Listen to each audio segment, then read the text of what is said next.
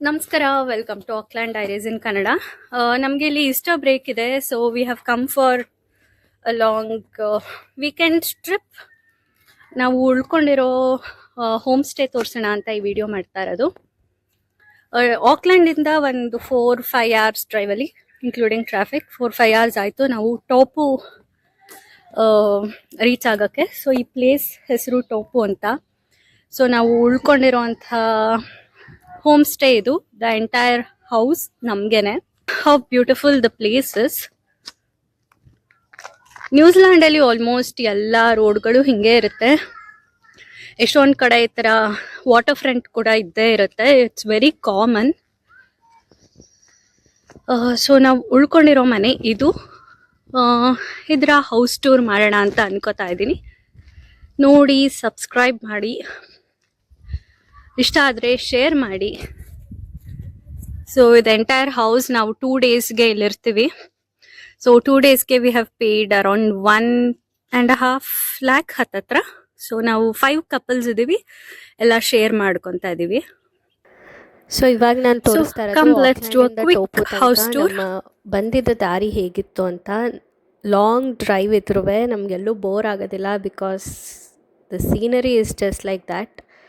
ತುಂಬ beautiful roads.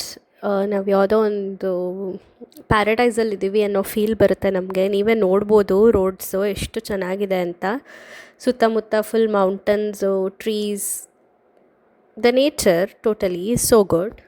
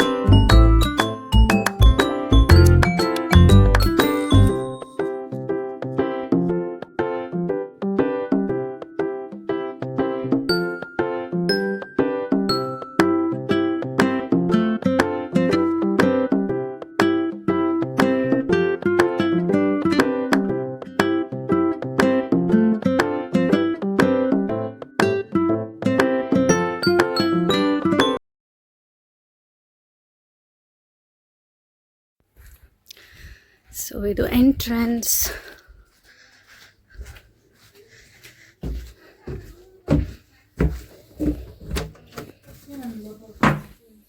ಇಲ್ಲಿ ಬಂದರೆ we have got this Sunday market, Huka Falls, bike tracks, hot pools, the Lions Walk, 2 Mile Bay Sales Center, Prawn Park.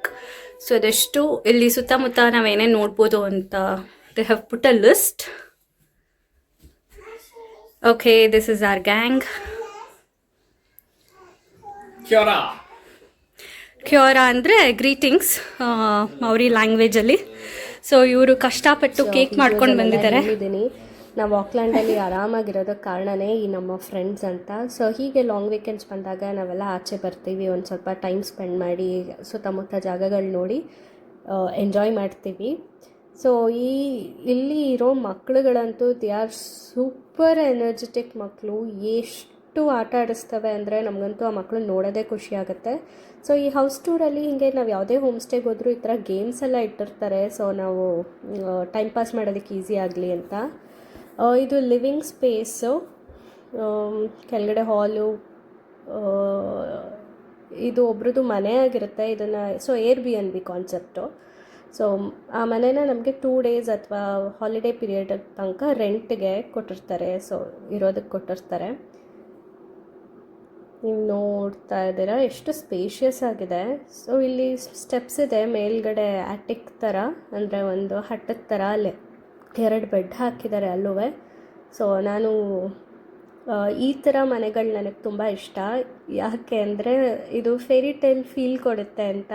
So ಮೇಲೆ ನೀವು ನೋಡ್ಬೋದು hut ಶೇಪಲ್ಲಿದೆ ಇದು.